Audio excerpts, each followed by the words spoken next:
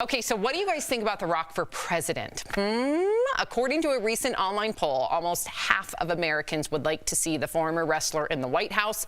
Dwayne Johnson has been open about his political ambitions in the past and even considered running against President Trump back in 2016. He has said that he would run as an independent. Angelina Jolie came in as the top female celebrity candidate for commander-in-chief, with 30% in favor of her as president. And Matthew McConaughey has said he would consider running for Texas governor. 58% of people polled said they would be in favor both of Matthew and The Rock running for political office. Okay, Tori, so I know you love politics more than anybody. What do you make of this? So first off, just to know that name recognition is like half of voting. So right now, if you know the name Dwayne "The Rock" Johnson, what is he cooking? Is that the thing? Yes. What's he smelling? Something like that? Can you smell what The Rock is cooking? Smell what The Rock's cooking. Okay. That's a phrase you're familiar with. You trust him. He already has a reputation in your living room, on your cell phone. You have a relationship. Now, when it gets closer and closer, do we really want another entertainer in the White House? That's a question, because entertainment, pop culture, and politics have become intertwined. Now, Ronald Reagan was an actor. It's happened before. But Arnold Schwarzenegger. We've seen Jesse Ventura. Right, exactly. Even Jerry Springer, mayor, I believe, of Cleveland. Am I right? Cincinnati, excuse me. So at some point, it's happened before. You just have to be careful. We're not doing it now just for the celebrity of it. At some point, some folks studied political science and know how to work the system better than, let's say, The Rock.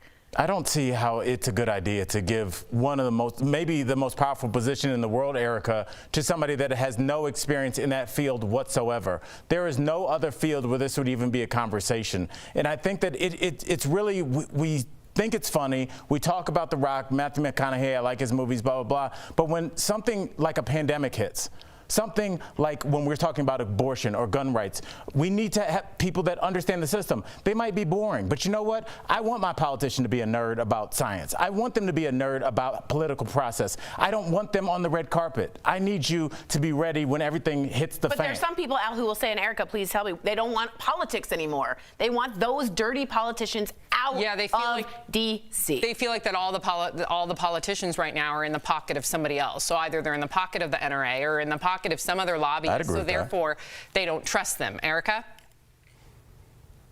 Well, I think that that's a very broad brush to put on every politician. I know that almost all of us on this panel know someone who has dedicated their entire lives with the best intentions in order to make their community a better place and possibly the entire country one day. So I don't believe that every politician is dirty. I do think that we do have corruption in our system that needs to be addressed. But ultimately, it's interesting that we would talk about how dirty politicians are and bring someone in with absolutely no political background in the past to run this country, and we didn't see that being an issue in some capacity of how everything was thrown up in the air.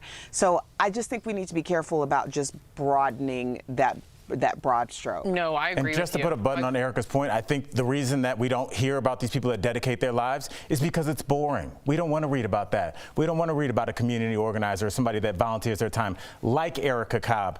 That Erica could be floating on a floaty in her pool, but she's with kids. She doesn't have a pool, but her theoretical pool. But she's with kids that are in danger every day, I know, voluntarily. But there's no stories about that. Right. And so we don't hear about the good ones. Very, very well said, Al.